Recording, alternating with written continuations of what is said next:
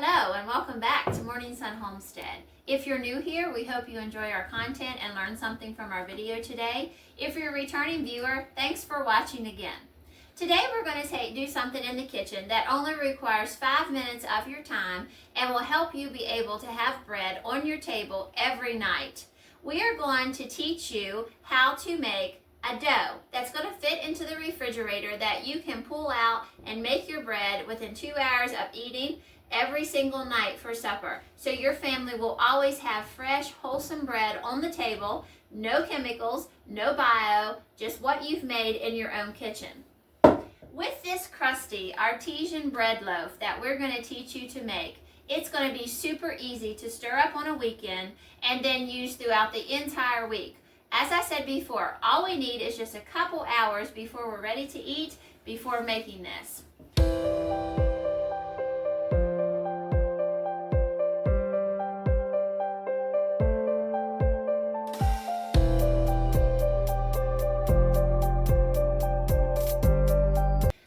Requires is 6½ cups of all-purpose flour. I have done this recipe mixing all-purpose and whole wheat that is freshly ground. It just doesn't raise as much as the all-purpose flour is going to. You can do that in order to have more nutrients into the bread, but your loaf is only going to raise so high. It's very tasty, it's good, our family enjoys that. But if you want a bread that's going to raise more, you need to use all-purpose flour. To that, we're going to add some warm water. Now, remember, before we add our water, we need to add our yeast, and then we're going to stir that up. I use Red Star yeast that I buy in bulk at Costco currently, but I am looking for a different place to purchase this. I keep it in the freezer or the refrigerator because it stays a whole lot fresher there than it would be in a cabinet. If you have a recipe that calls for warmer yeast, all you have to do is pull it out, measure out what you're going to need, and let it sit on the counter for 20-30 minutes. It's going to come to room temperature very quickly.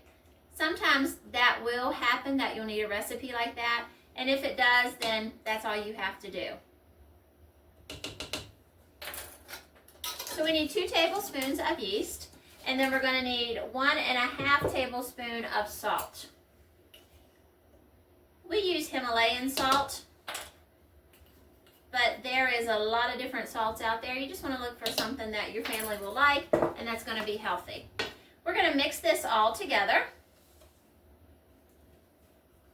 So we want to put all of our dry ingredients together and then mix well so our yeast is not in one spot or our salt's not in one spot.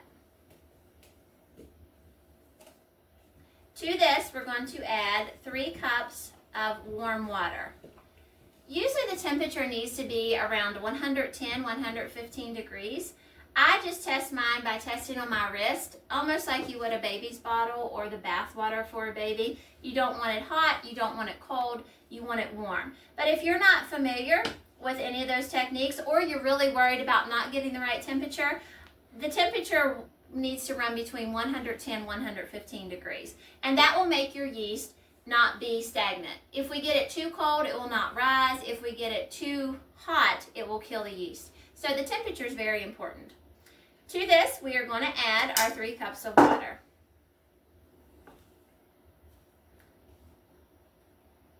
This is a shaggy dough. So what we're going to do is, at the point that you feel that you have it all mixed real well with your spoon, you can also see it's a sticky dough. We're going to have to get our hands in here. We don't want to leave any of the flour on the bottom. So we're going to make sure that we mix well with our hands. See when I pull up how much flour is down there. That all needs to be incorporated. So we're going to go around the bowl and we're going to mix this up with our hands until we have it thoroughly mixed. And as with any bread dough loves to be handled. It's just dealing with pie crust or pizza crust that doesn't like to be handled. But bread dough, the more you handle it, the better off it's going to be. We have it all mixed up. If I lift it up, we don't have much flour down there, just a little bit. Now we are going to cover this with a lid or saran wrap. I'm going to use a cloth. We want to leave it set at room temperature for 2 hours. And once that's been for 2 hours, then we're going to lid it and put it on in the refrigerator. But for 2 hours, it needs to set at room temperature. It doesn't need to be anything hot. 72 degrees is fine. If your house is not quite that warm, you might think about putting it in a window if you have some sun shining in or something like that. It doesn't need to go by the wood stove. That may be too hot for it. But this is going to help it grow and incorporate everything before we put it into the refrigerator and shut it down. It has been 2 hours since we set our dough to the side to let it warm to the room temperature to raise. It has done a wonderful job.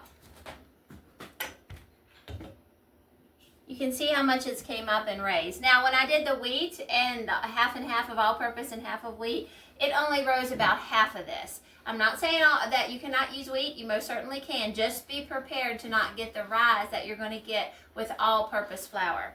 So we're going to put a lid on this, and we're going to put it in the refrigerator. We can use this evening for supper, but it needs to be in the refrigerator at least an hour and a half before we take off the dough that we're going to use to make our bread.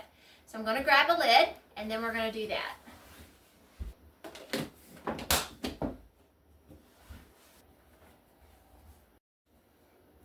It's been approximately an hour and a half, and we put this in the refrigerator.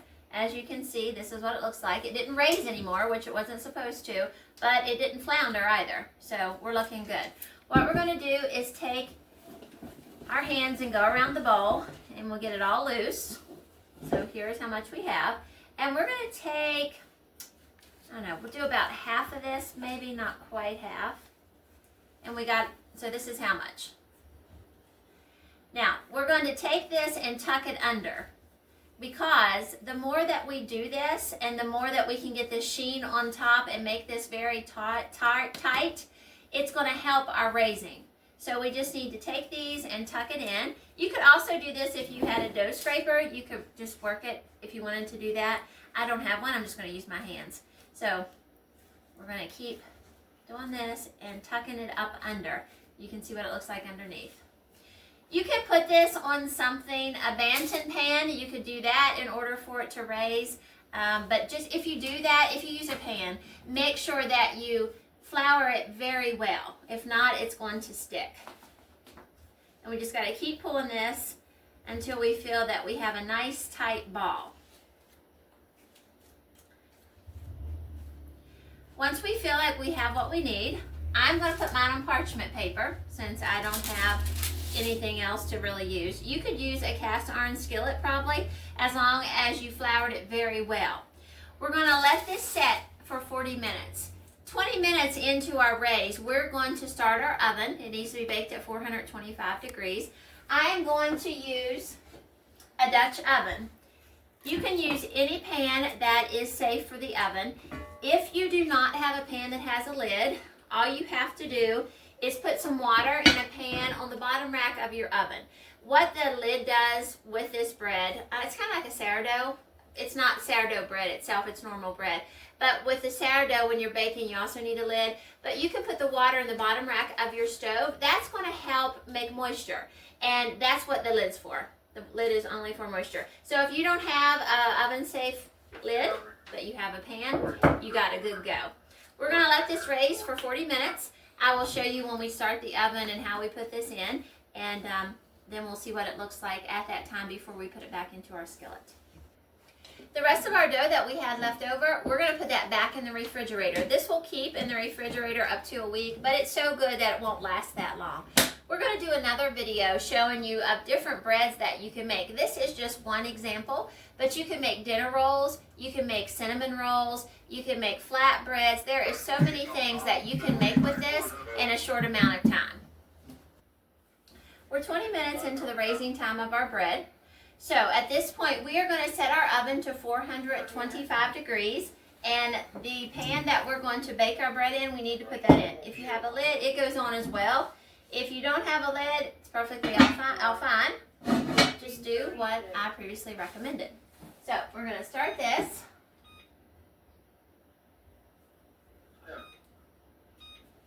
And put our pot in. It has been 40 minutes since we allowed this to rise. It looks pretty nice. Doesn't look so bad. So now we are going to get our Dutch oven out of the oven. Be very careful because this is extremely hot. We have it set at 425 and the pan has been in there for 20 minutes, so it's very hot. Make sure you have something to set it on. We are also now going to cut our bread like we would if we were doing sourdough or any artisan bread that we want to give a nice look, and to let the air out so it's not bubbled. I can see there's already a bubble there, I think. It doesn't feel like one, but it looked like one. And you can do this as fancy or as unfancy as you possibly want. I just have a razor blade, and I'm just going to cut a couple lines here.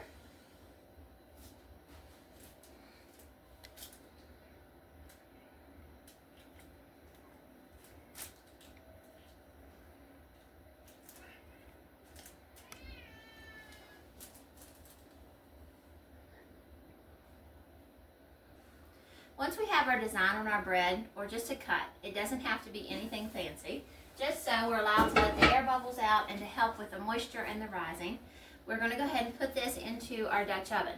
So the parchment paper makes this very simple. All you have to do is lift it up and put it into the pan that we're using.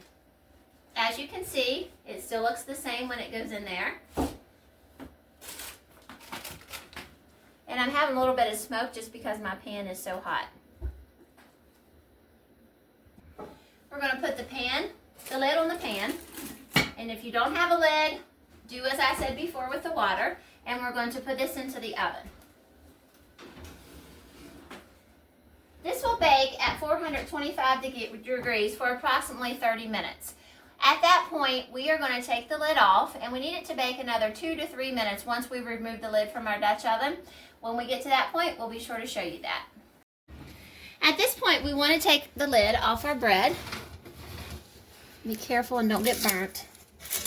You'll see some steam come up. Oh, look how pretty that looks. We're going to bake it for another 2 to 3 minutes at 425 degrees just to give the top a little bit of a crust. It's been approximately 4 minutes since we took the lid off and left it to bake. So we're going to go ahead and take this out and turn off our oven. Oh, look how nice. It's got such a nice crusty to it. Take this out of the Dutch oven and put it out where it will cool quicker. That's another thing about the parchment paper, how easy it is to take it back out of the Dutch oven. Put this over here on the stove to cool. Now this is beautiful, but we need to refrain from cutting it right now. We need to wait at least 20 minutes before we cut it. If we was to cut it right now, we would have a hard texture inside. It would be almost spongy, and also it just ruins the look of your bread, which we don't want to do that because it presses it down as you're trying to cut. So we're going to allow this to cool for 20 minutes, then we're going to cut it and show you exactly what it looks like inside.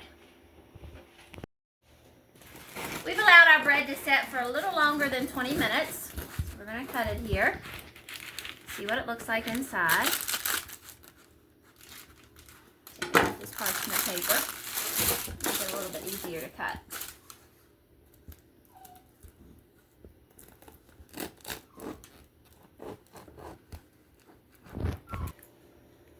As you can see, it rose really well. We have a couple air holes, not very much, but it's very nice and flexible. I don't think it will be chewy at all. The bottom is not burnt, it's just crusty, which the girls really love crusty bread, so that turned out perfect. As you can see from this video, it does not take much of your time to make your family a nutritious bread to have for each and every meal that you feed your family. It's quick, it's efficient, and it's also easy and helpful for your family to be able to cut or to eat and to have in advance so they can do it themselves if they need to. We hope that you like this video. We have a lot of other videos on our channel, anything from how to make homemade Nestle Quick, ranch dressing, other breads, sandwich bread. We want you to check all those out. I'm sure that there's many things in there that can help your family become healthy again. Have a great day.